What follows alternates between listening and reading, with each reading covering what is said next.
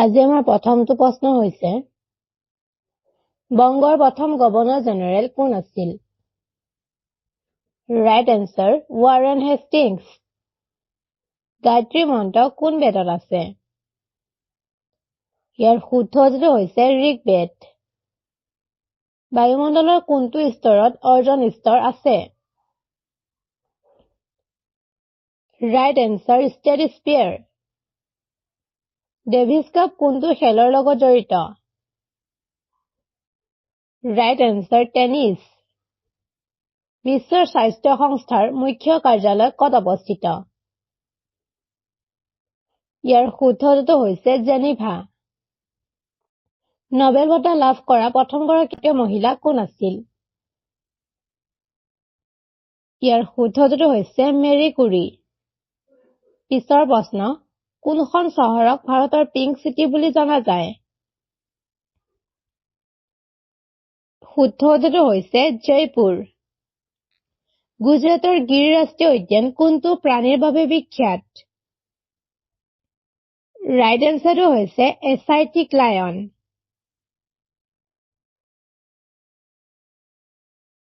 মালগুডি ডেছ কোনে লিখিছিল? ৰাইট এনসাৰটো হৈছে আৰ.কে. নাৰায়ণ। ভাৰতীয় জাতীয় গীত বন্দে মাতৰম কোনে লিখিছিল? Right answer Bankim Chandra Chattopadhyay. ভাৰতৰ সৰ্বোচ্চ শৃংগ কোনটো?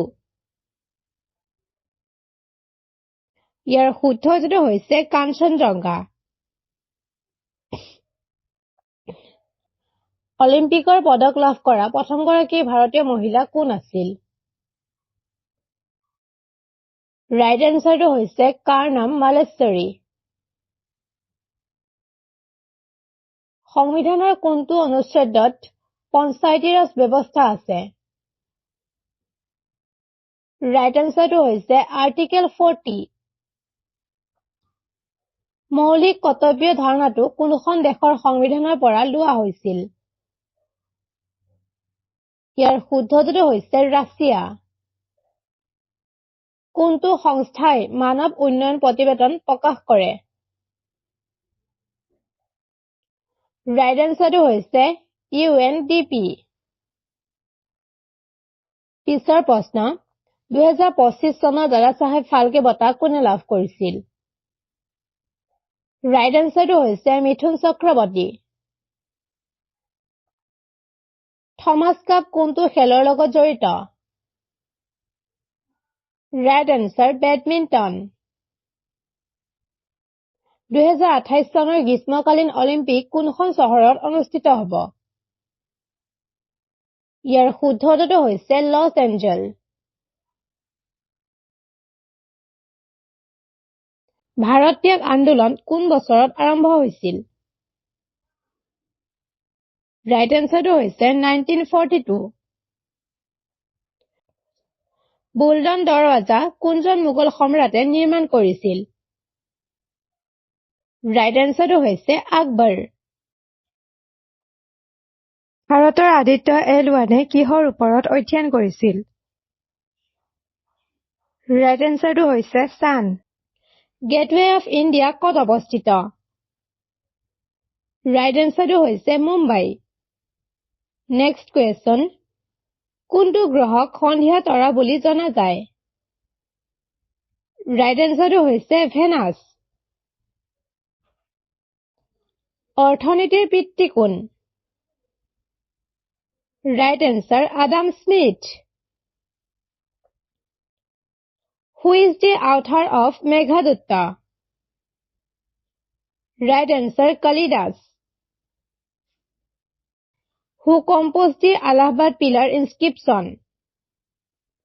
Right answer হৰিসেনা।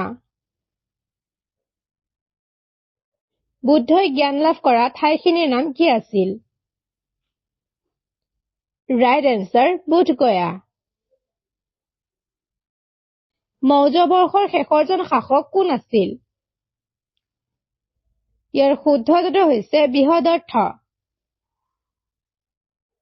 দাস বংশৰ প্ৰথম প্ৰতিষ্ঠাপক কোন আছিল? ইয়াৰ শুদ্ধটো হৈছে কুতুবুদ্দিন আইবাক। ৰাজিয়া চুলতানা কাৰ কন্যা আছিল? ৰাইট এনচাৰটো হৈছে ইলতুমিছ। তালিকতাৰ যুদ্ধত কাৰ পতন ঘটিছিল?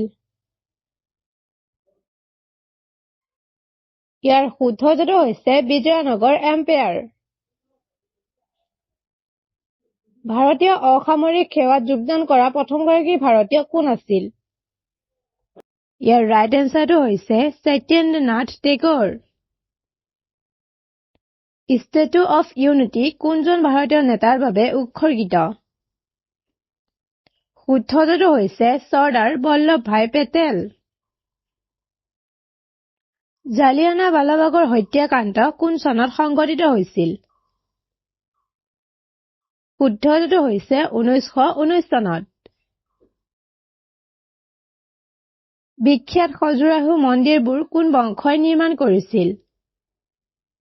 Right answer Chandela. শ্ৰীনগৰক লেহ সংযোগ কৰা পাছটোৰ নাম কি? Right answer Zojila. ফাৰেনহাইটত পানীৰ উতলাংক কিমান? শুদ্ধটো হৈছে 212 ডিগ্ৰী ফাৰেনহাইট।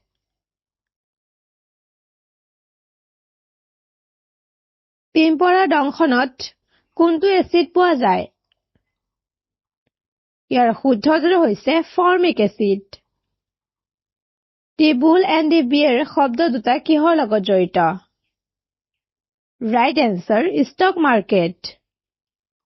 পিছৰ প্ৰশ্ন, গাখীৰৰ বিশুদ্ধতা জুখিবলৈ কোনটো যন্ত্ৰ ব্যৱহাৰ কৰা হয়? শুদ্ধটো হৈছে লেক্টোমিটাৰ। কৃত্ৰিমভাৱে ফল পকিবলৈ কোনটো গেছ ব্যৱহাৰ কৰা হয়? ৰাইট এনচাৰটো হৈছে এচিটেলিন। পিছৰ প্ৰশ্ন, আজাদ হিন্দ ফৌজৰ প্ৰতিষ্ঠাপক কোন আছিল? Right answer captain Mohan Singh. কোনটো ঘটনাৰ প্ৰতি সঁহাৰি জনাই স্বদেশী আন্দোলন আৰম্ভ হৈছিল? Partition of bangles. Next question, কোনজন ব্ৰিটিছ গভৰ্ণৰ জেনেৰেলে সতী ব্যৱস্থা বিলুপ্ত কৰাইছিল? ৰাইট এনচাৰটো হৈছে লৰ্ড উইলিয়াম বেণ্টিংক। ভাৰতৰ প্ৰথম ভাইচৰ কোন আছিল? Right answer lord Canning. কোনখন দেশক sugar ball of the world বুলি জনা যায়? ইয়াৰ শুদ্ধটো হৈছে কিউবা। আন্তঃৰাষ্ট্ৰীয় ন্যায়ালয় মুখ্য কাৰ্যালয় ক'ত অৱস্থিত? ৰাইট এনচাৰ দি হাগ। কোনটো ষ্টেটে ভাৰত আৰু শ্ৰীলংকাক পৃথক কৰে? শুদ্ধটো হৈছে পাল্ক ষ্টেট। কোনখন নদীয়ে বিষুৱ ৰেখা দুবাৰ পাৰ হৈ যায়? Right answer Congo river. আজি আমাৰ শেষৰটো প্ৰশ্ন হ'ল, ভাৰত আৰু চীনৰ সীমাৰেখাডালৰ নাম কি? Right answer McMahon.